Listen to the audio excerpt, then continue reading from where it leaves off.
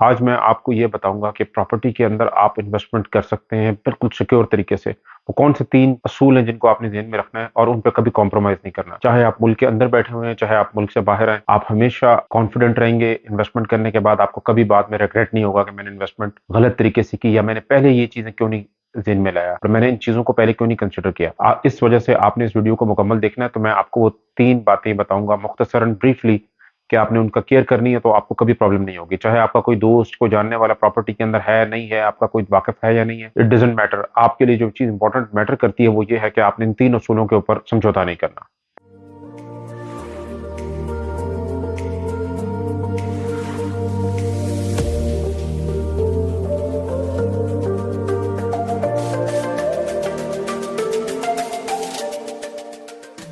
Imran Adil, the initiatives Pakistan.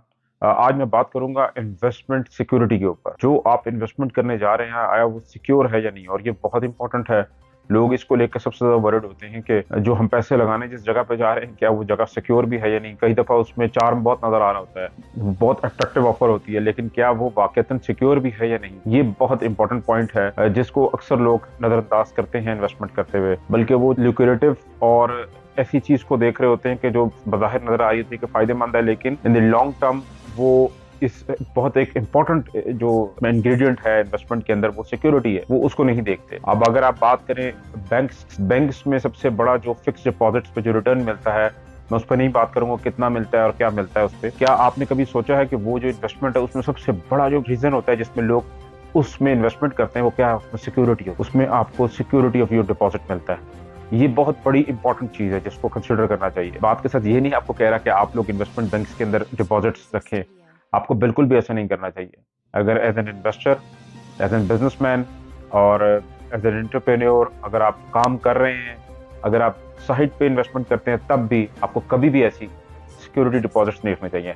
बल्कि मैं तो ये कहता हूँ कि जब आप बैंक्स में पैसे रखते हैं तो बैंक्स वाले आपसे पैसे लेते हैं और पीछे वहां हंसते हैं कि ये कितना समझदार आदमी है कि हमें पैसे इतनी बड़ी अमाउंट हमें इतने पीरियड के लिए देके चला गया है। आपको ये बात सोचनी चाहिए कि आपके पास इस मुल्क के अंदर 220 मिलियन 22 करोड़ आवाम है। यहाँ लैंड ऑफ अपॉर्चुनिटीज है, अपॉर्चुनिटीज ही अपॉर्चुनिटीज है। यहाँ पर हर वक्त कोई ना कोई चीज मार्केट में आती है अच्छे रेट पे सेल आउट होने के लिए, और उसके लिए हर वक्त बायर्स मौजूद होने चाहिए या होते भी हैं मौजूद, और इन्वेस्टर्स जो है वो हर वक्त वहां पर देख रहे होते हैं चीजों को। असल में आपको अपॉर्चुनिटीज को हंट करना होता है। तो इन्वेस्टमेंट जो है उसमें सिक्योरिटी जो है वो आप जरूर देख नहीं करना। पहला फैक्टर है जो सबसे ज्यादा इंपॉर्टेंट है, वो है कि आप जिस चीज़ की इन्वेस्टमेंट जिस चीज़ में करने जा रहे हैं सिक्योर इन्वेस्टमेंट के लिए, वो फाइल्स की सूरत में नहीं होनी चाहिए।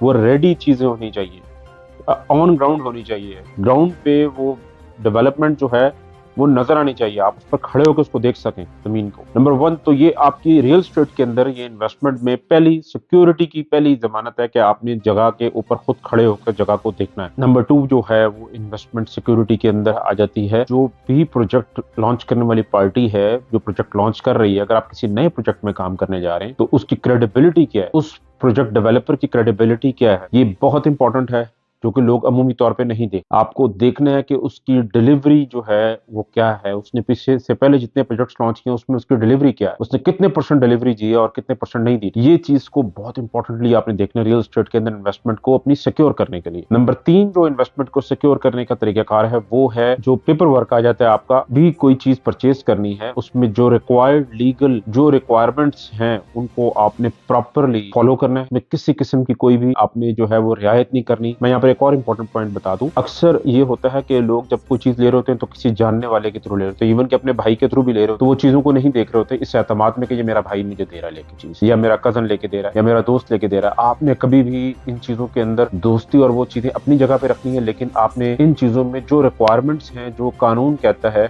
आपने उनको फुलफिल करना है, उस पर कोई समझौता नहीं। ये वो 3 चीजें मैंने बताई हैं जो आपकी इन्वेस्टमेंट को सिक्योर इन्वेस्टमेंट के अंदर एक और इंपॉर्टेंट पॉइंट जो अक्सर हम लोगों का रवैया देखते हैं, वो कहते हैं जी मैं जो कर रहा हूँ ठीक कर रहा हूँ, मुझे पता है इन चीज़ों का।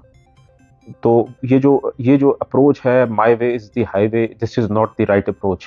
आपको जो कुछ भी फील्ड के अंदर जो रिक्वायरमेंट्स जो मौजूद हैं उनको फुलफिल करना चाहिए। जो कुछ एक्सपीरियंस के साथ बनी, कुछ प्रैक्टिकल एक्सपीरियंस के बाद हुई, कुछ जो लोगों के साथ गुजरी, उनको बिल्कुल आपको कंसिडर करना चाहिए, उनको इग्नोर नहीं करना चाहिए।